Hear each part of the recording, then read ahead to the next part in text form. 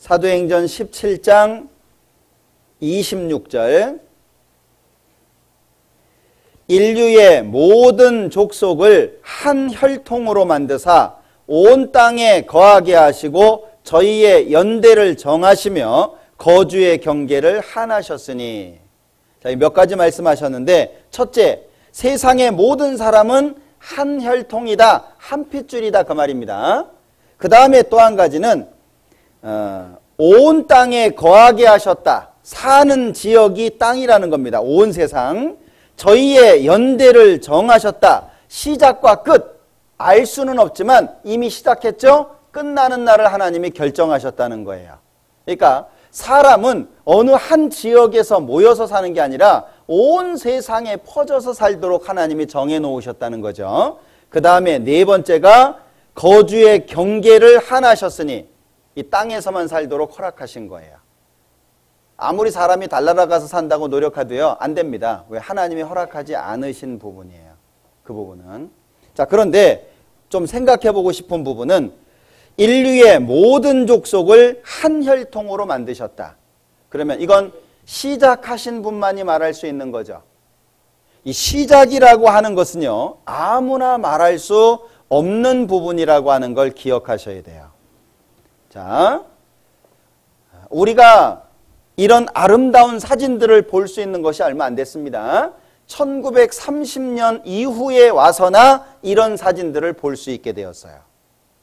우주가요, 그냥 저절로 생긴 게 아닙니다. 이게 허블 망원경이거든요.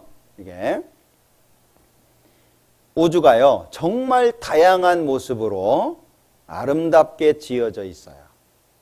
몰라서 그렇죠. 정말 멋지게 만들어져 있습니다. 이건 계란 같지 않습니까? 노른자고. 예. 평평하게 있기도 하고요. 예. 여러 가지 모양으로요, 회오리 치는 것처럼 정말 멋지게 만들어져 있습니다. 우주가요, 그냥 대충 돼 있는 게 아닙니다. 이걸 모르니까 저절로라고 이야기하는 거예요. 예. 정말 아름답게 지어져 있습니다. 이거는 팅커벨 은하라고 불리웁니다. 이게 이제 팅커벨처럼 생겼다 그래가지고 이름을 그렇게 붙인 거거든요. 은하가 정말 멋있습니다. 전문가가 하는 얘기를 들어볼까요? 결국 우주와 생명의 기원에 관한 것이다. 과학자들에 따르면 우주는 커다란 폭발, 즉 빅뱅으로 시작됐다고 한다. 그러나 빅뱅이 어떻게 시작되는지는 설명하지 못한다. 과학이라는 것은 특별히 한계가 있거든요. 특히 저희 천문학 같은 경우도 그렇고 생명진화론도 그렇고 제1원인까지 설명할 수 있는 것이 아니거든요. 제1원인은 아직도 설명할 수 없고 또 관측적인 실험적인 증거가 없습니다. 우리는 단지 우리가 실험이나 관측으로 검증 가능한 영역에서 이러이러하게 우주의 역사가 전개되었구나 하는 걸 알 뿐이지 처음에 어떻게 전개되었는지는 증거가 지금 없기 때문에 모릅니다.